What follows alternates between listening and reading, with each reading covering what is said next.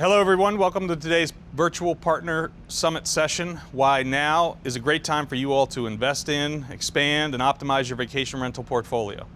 Today I'm going to share some of the latest research that we have, some of the industry insight that we've got, along with top ways for you all to employ some of the learnings that we have to drive more bookings and grow your business. So thank you all for spending time with us here today.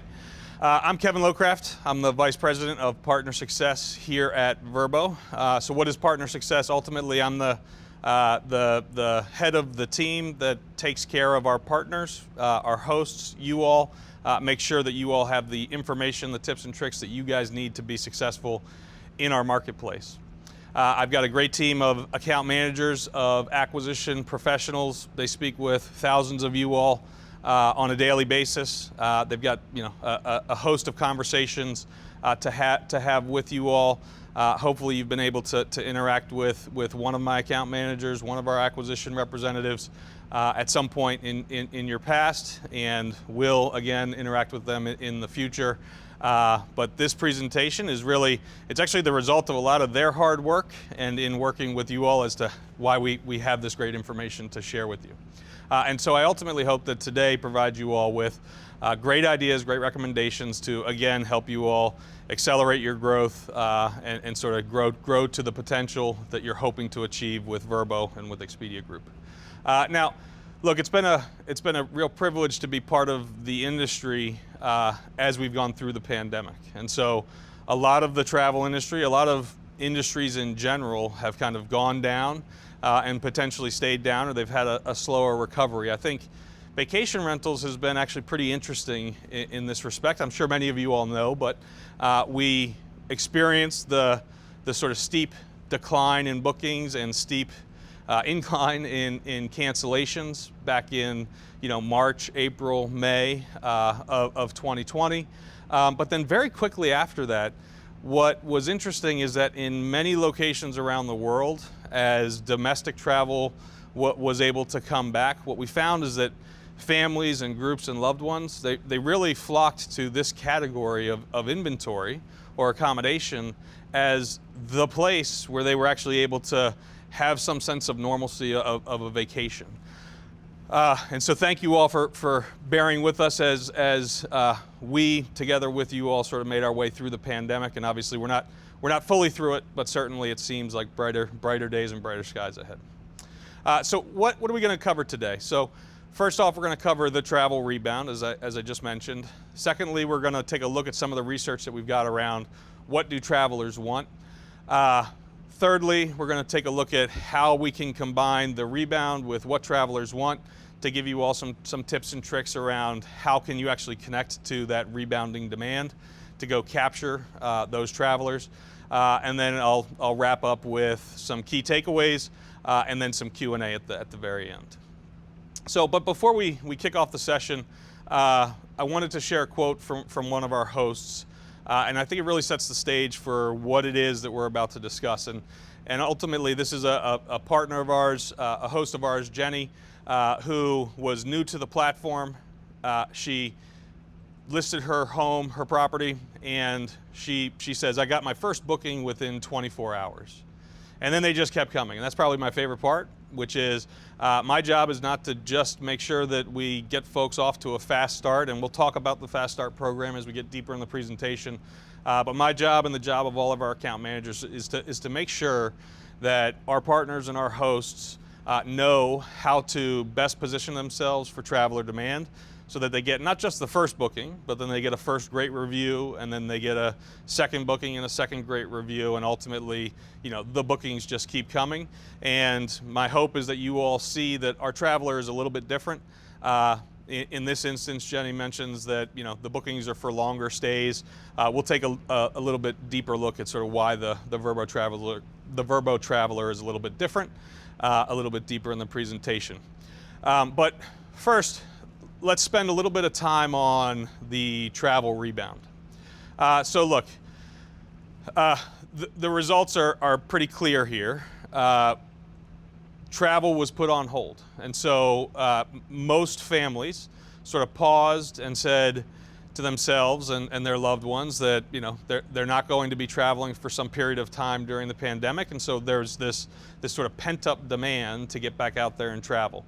I personally don't really like the phrase revenge travel because it seems sort of a negative connotation to me, but whatever it is, there is pent-up demand to get back out there with family, friends, loved ones, etc. And we see it in the data, you know, across literally every country. You know, respondents basically say that somehow their travel was impacted and they want to get back out there. And in fact, what have we seen most recently? The good news here is that travel is rebounding, and into this category it is rebounding, and monthly traveler searches for this space for vacation rental, it's increased 70% quarter over quarter. And so this is looking at basically a Q2 to a Q1 look. So what did we see in sort of April, May, and June versus January, February, March? And this is ultimately, you know, we've seen strong demand through the first half of the year, and it's sort of continuing to accelerate. And so that's pretty exciting, and hopefully you all have been the beneficiaries of some of that. As travelers and as families sort of come out of the pandemic, the next thing that we've seen is that a large portion of families, they're planning to travel in the next 12 months. And so this shouldn't be a surprise. Many of them probably already have traveled. But the good news here is, and this is actually I think it's a testament to how durable some of this rebound is going to be for this category, is that when people try vacation rentals, we have internal Net Promoter Score data, or NPS data, that says that the travelers love it. They love having stayed in a vacation home with their family, with their friends, with their loved ones. Now that's not hard to imagine, right? I mean, unless you've got in-laws or otherwise where you just can't stand being there with them. You know, a vacation is a vacation, and you're there with family and friends and loved ones. Like, how could it be that bad? But the fact of the matter is that people love traveling in this manner. And the fact that we've got sort of, you know, data that tells us 88% of families are going to be traveling in the next 12 months tells me that, well, if they loved it that first time during the pandemic, and they experienced it that first time during the pandemic, and they tell us that they're going to come back and travel again, well, what do you think they're going to choose? And to me, what makes this rebound durable for vacation rental is I think they're going to choose to stay in a vacation rental again. And so I think that that's pretty exciting. Some other interesting information from the pandemic, I think the first piece is that 81% of travel, the folks had mentioned that they wanted to travel to a remote area. And so it's no secret that, you know, leaving places that were sort of potentially more densely populated, heading to places that are more remote, mountain areas, ski, beach, etc. Those are the places that were surging in terms of demand. However, I will say that we're actually now starting to see an increase in demand from overseas. And so many places in Europe are starting to see increased demand from international travelers. And there are multiple weeks throughout Q2 that saw week-on-week international search sort of surge from a week-on-week sort of growth perspective. And so domestic is by far the category that sort of rebounded most quickly as vacation rentals took off. But we are certainly seeing a rebound in the international traveler starting to look at the international destinations. This is actually starting to play out in the book to stay window. And so what that means is from the period from when somebody is searching for and books a property, ultimately to when they're actually going to be staying. Now this is to me internally, this is it's some sense of sort of confidence in what the future will hold so that these trips can be taken. We're actually starting to see the book to stay window lengthening. And so during the pandemic, it actually got pretty short because people didn't know what tomorrow would hold or what next week would hold or what next month would hold.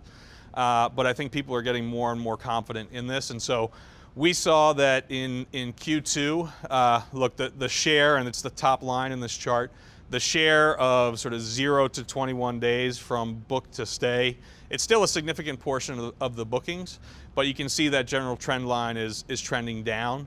And those stays that were 22 to 90 days from booking, they've jumped from they've jumped by a quarter, and they roughly are about 30 to 35% of the total bookings that we're seeing now. So look, it's domestic, it's a return of international that we're starting to see. Folks are becoming more and more confident in what the future is going to hold, and so they're booking a little bit further out. All of this to me signals that yes, we saw a sharp rebound, but we may actually see sort of a durable stay of the of some of this volume that we're excited about.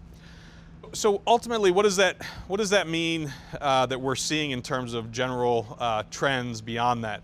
You know, the first is that we've got markets that are selling out. They're selling out earlier and faster than ever. And we'll take a look at some of the opportunities that this might open up for you all. But we've got markets that are, you know, as I look to some of our strategic destinations or beach destinations into next summer, the advanced bookings that are in those destinations are higher now than they've ever been at this point in prior years.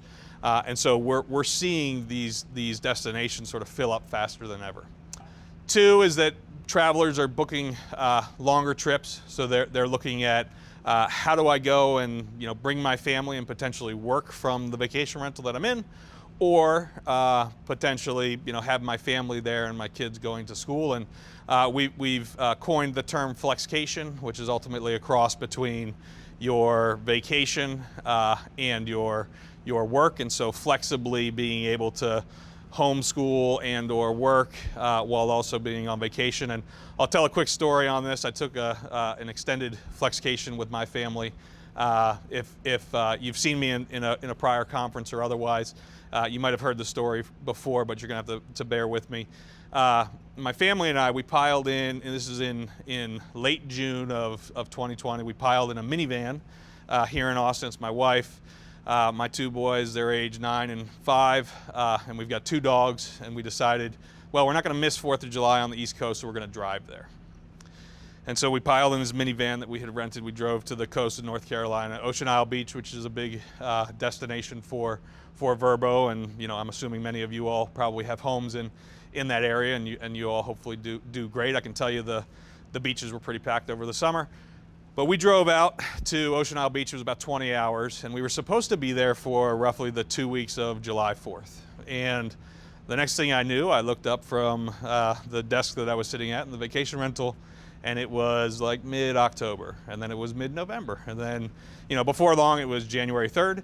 And so my flexcation with my wife and kids and dogs, it lasted from roughly late June to July 3rd when we arrived back here in Austin, Texas. And so for that, I guess from the bottom of my heart, thank you, Vacation Rentals, for existing, because it certainly helped my family get through the pandemic.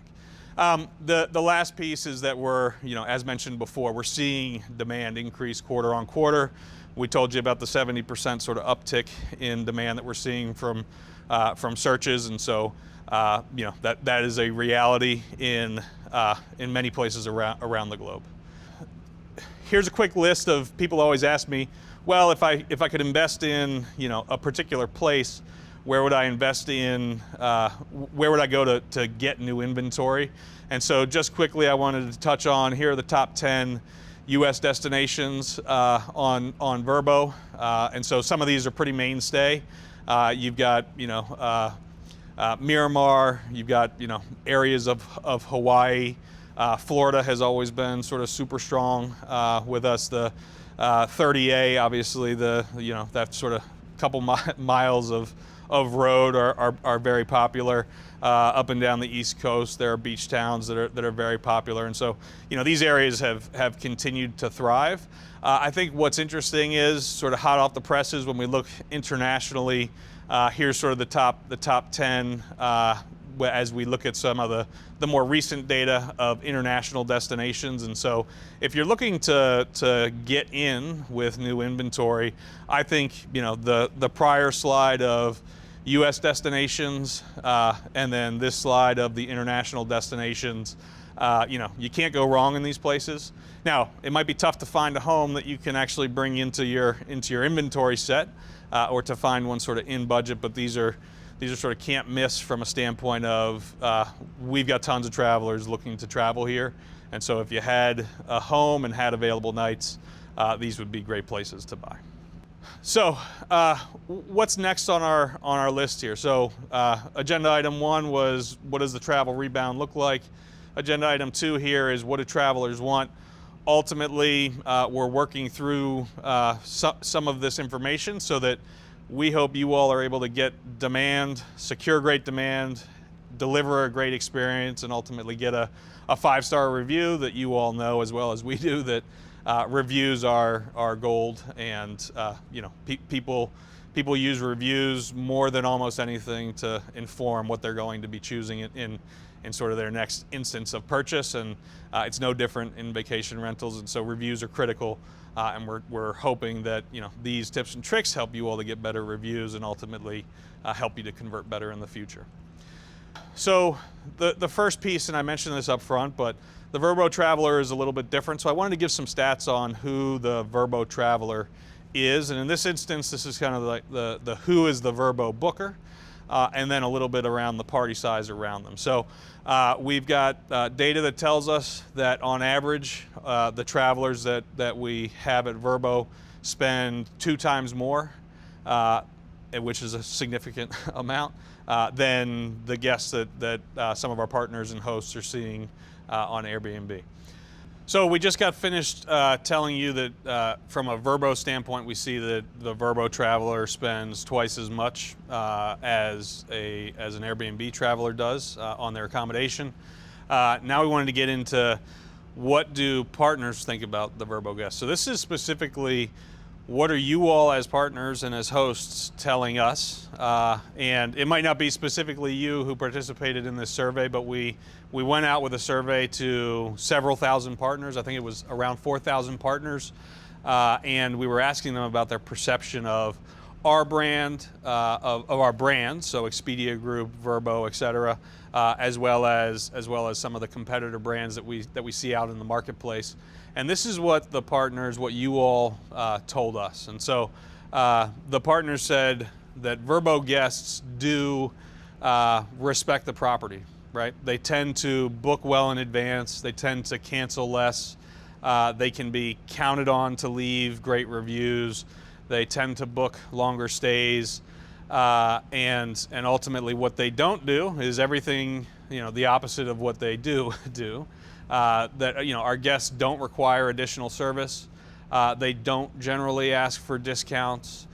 They don't cancel on the partners at the last minute. And so I think these things go hand in hand with, as we were talking about earlier in the presentation about that the Vrbo guest is a little bit different. These are ways in which they're different, and it isn't just me standing here telling you, or of us sort of showing sort of through the data that we collect internally, but it's actually how you all perceive it and how you all tell it to us. A little bit more about what the travelers are. So the travelers, again, from a study of what are Vrbo travelers versus non-Vrbo travelers. Vrbo travelers, they're 21% more likely to take trips with family, and so we talked a lot about family and groups and children and traveling with your loved ones. I think the stats are here on the page of 21% more likely to travel with a family, 87% more likely to travel with children, 54% more likely to have a group of sort of 3+. And so these travelers are a bit different, and we know that we love them. We hope that you all love them as well, and it sounds like based on some of the feedback that we received from the brand perception study, that many of the partners, many of the hosts out there, that you all do, love and think about the Vrbo traveler as different and valuable.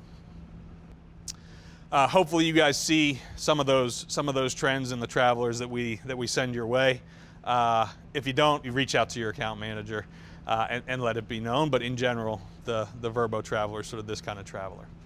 So what do today's travelers want, right? And I think some of their desires have changed through the pandemic, and we'll get into how some of those things have changed. But in general, I would say, well, they want to stay a little bit longer. And so we talked about the flexcation, folks wanting to work from home, homeschool, et cetera. And so the fact is that through the pandemic, we saw the length of stay sort of tick up a little bit. The next piece is they want to be able to envision their stay. And so I actually don't think that this is a pandemic thing.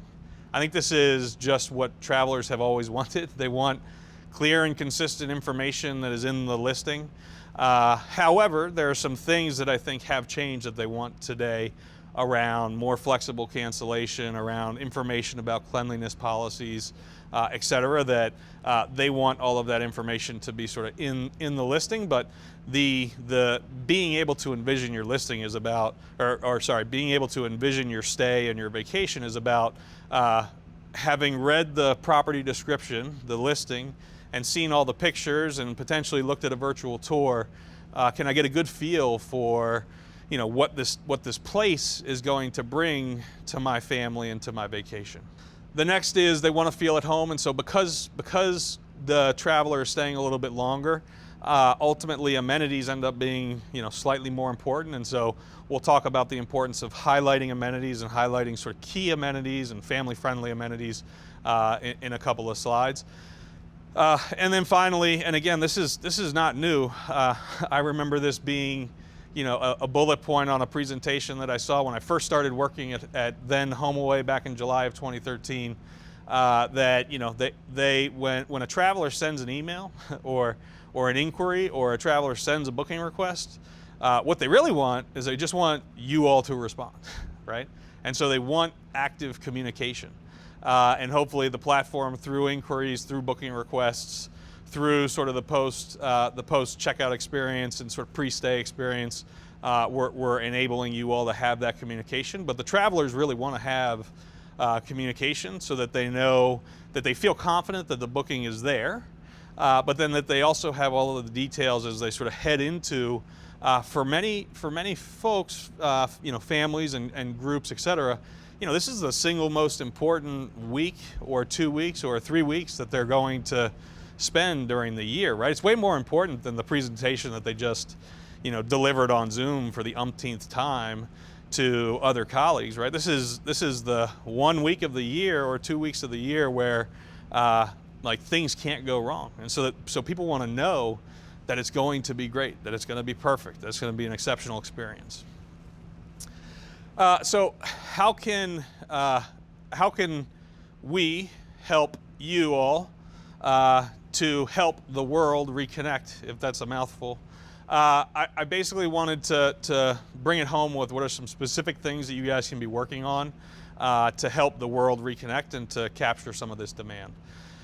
So we've got sort of 4 categories here. I'll just run down them quickly and then we'll jump straight into the meat of it. But we have noticed a trend towards drive to, and so finding travelers that are close to home, close to where the homes are, the vacation homes are. I think that's key. Secondly, as we just talked about, make all of this available sort of in your listing, be as open and transparent, and we should be boasting about what it is that you have in the property, but we should have it ultimately all there in the property description. Giving travelers peace of mind, and we'll get into that, but it's cancellation policies and cleanliness, and the fact that you're able to communicate with the partners. That the traveler is able to communicate with the host or the homeowner.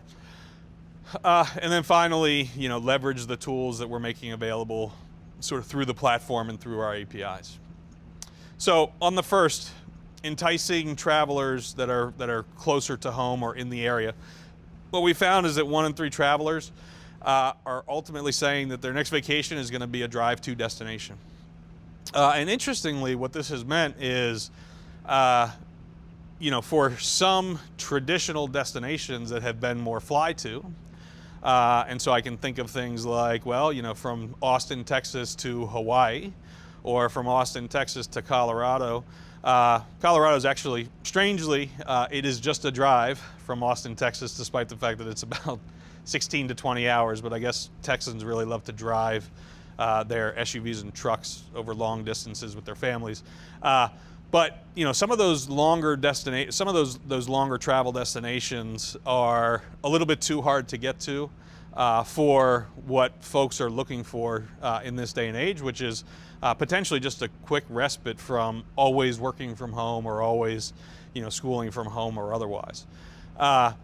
And so what we found is folks are starting to want to take more short, quick trips, sort of closer to home. You know, this slide is sort of proof of that. And in order to capture this, our recommendation is ultimately to update your minimum stay. And so through the tools, if you've got a 7-night minimum stay or a 14-night minimum stay, you're likely missing out on this sort of shift in demand or new form of demand, which is travelers looking to get away for the weekend, get away for 3, 4, 5 days quickly, sort of at a staycation or a place near you. The next piece is around showcasing your property, and I wanted to highlight sort of one key piece of information or set of information to highlight as within your property description, and it's really around the notion of sort of this flexcation. And so what does flexcation ultimately require? Well, a flexcation requires that if you're like me, I have to be able to get on Zoom, and I can't just get on Zoom, or if you use some other technology like Expedia Group used to with Blue Jeans or otherwise. But you know, now we're on Zoom.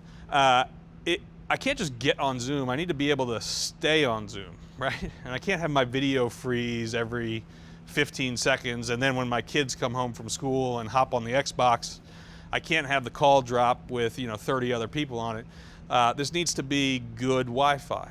And so things to be showcasing are the things that make the home potentially ready for, not necessarily business travel, but the stay where somebody's going to be working from the home, homeschooling from the home, and really has a need for more powerful sort of Wi-Fi and desk setups and printers and et cetera.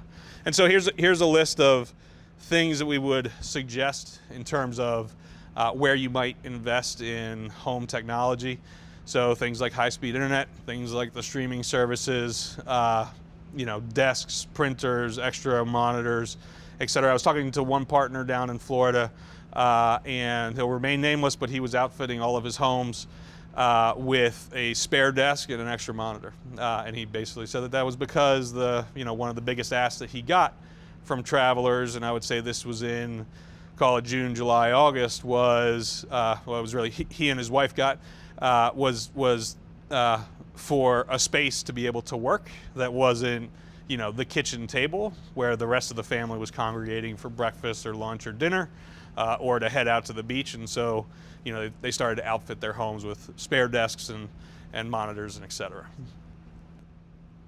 Alongside this, I think as you know, right, when we highlighted who the Verbo Traveler is, it's families, it's groups with children. And so as you're highlighting amenities, not just the technology piece, but what are those amenities that are truly set for families?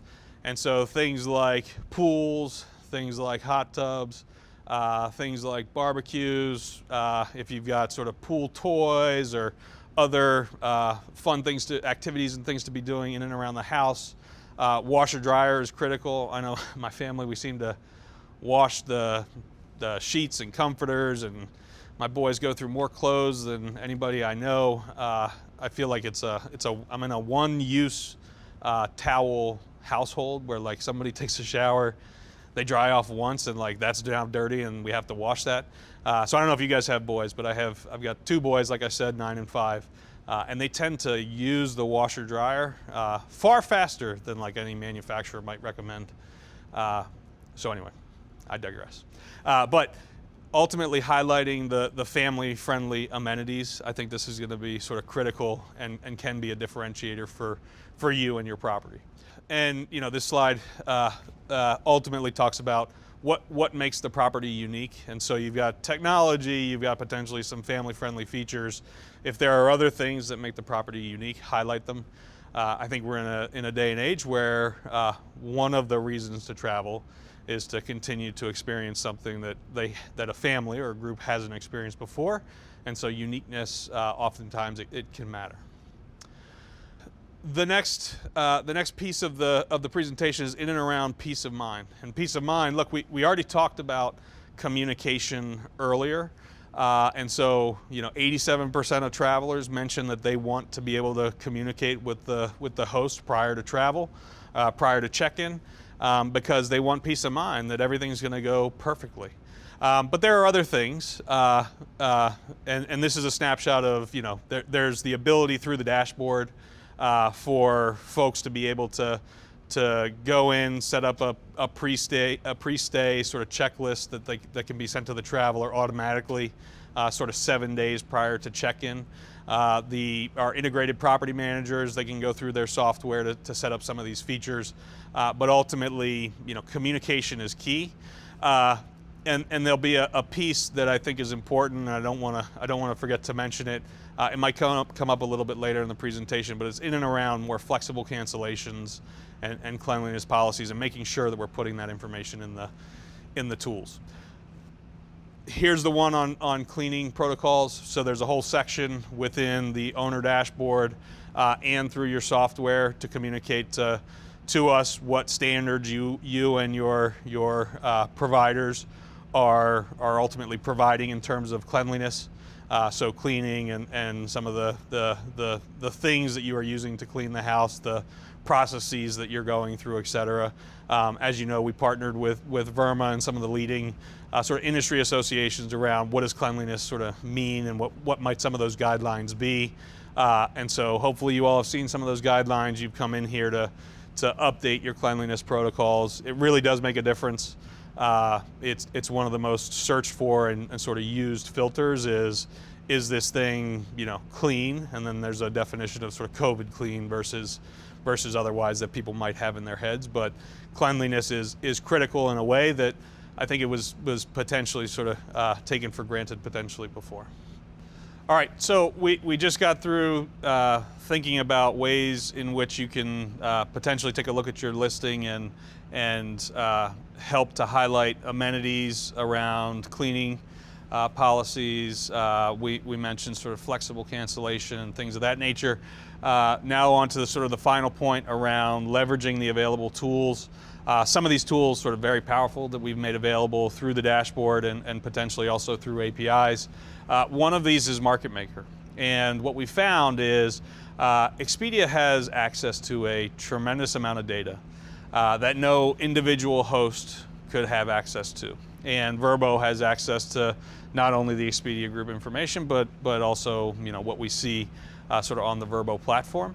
And we've brought all of that together in the form of Market Maker to help property managers all the way down to an individual homeowner to make better pricing recommendations around how to think about demand coming into their market and therefore how to price any given night, week, month, etc.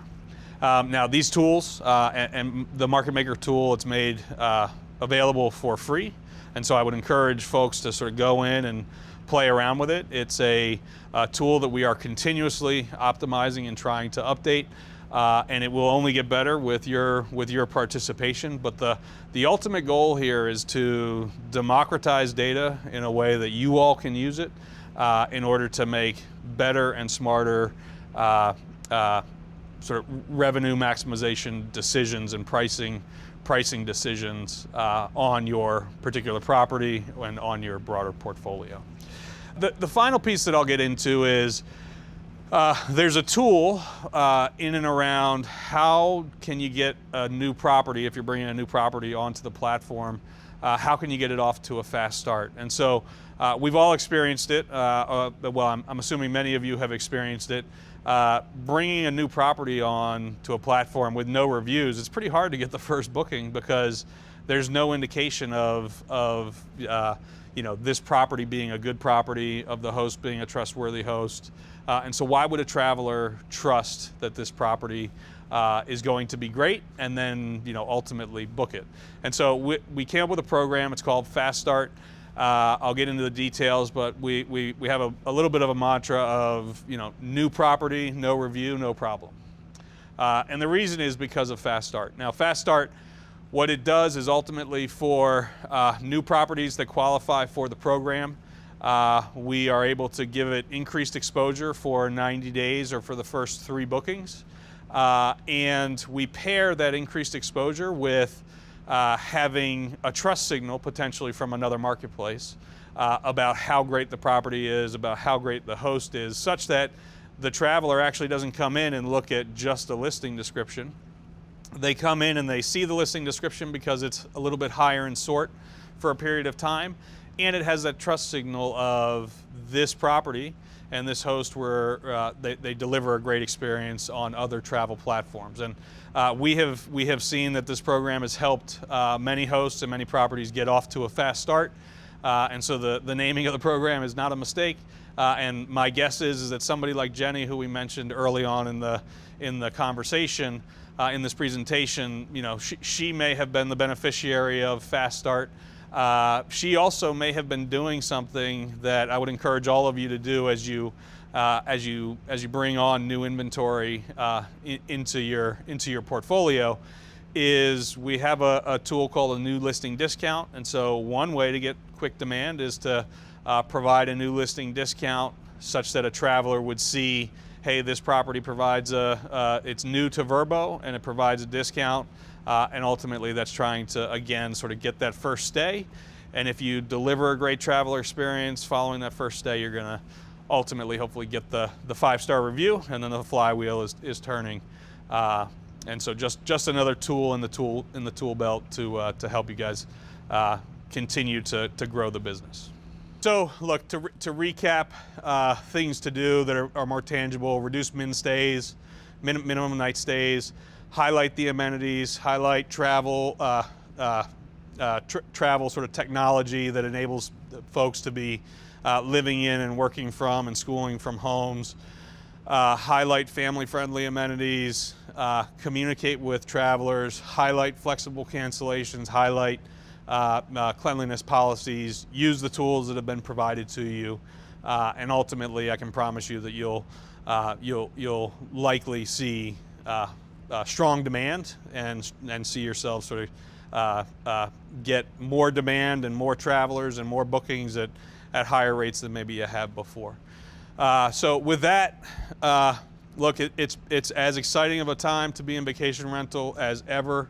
I gave you a small snippet around how you all have really sort of rescued me and my family during this period of time. And so I'm thankful for you all as hosts. I hope that we continue to grow our relationship. Hopefully this presentation has been educational for you. And at this point, I'd like to turn it over to Q&A that we received from the crowd. So the first question, is it a good investment to have amenities like pack and plays, high chairs, or strollers for families staying at your property? Look, it's a good question. I'm not sure that I've done the actual exact math on, is it ROI, return on investment, positive for a pack and play, for instance. I can tell you this, that families that are traveling, they don't always remember everything. And it's awesome to arrive at a house where you forgot something. Let's say you forgot, your own pack and play, which my wife would kill me if I had ever forgotten our own pack and play. But if you'd forgotten something and to have it there, it can be a lifesaver for you as a husband, for sure. But I think these are amenities that ultimately they help travelers to have a great experience. And if it's highlighted in the listing description and your property details, it's actually one of those where the traveler can kind of decompress and say, okay, right, like I don't have to bring that to the property. And so is it a good investment? I think it is good from a traveler experience standpoint. Therefore, for reviews, therefore, I think it has to be good for as an investment. As to whether or not it sort of pencils out, dollar for dollar, I don't know exactly, but I would assume the answer is yes. Next question: how can I best target business travelers or those combining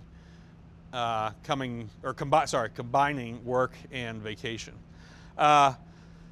So look, we talked about it earlier, but the whole notion of a flexcation, right, a flexible sort of vacation that allows you to work in vacation, spend time with family and friends and loved ones, and also, your professional colleagues.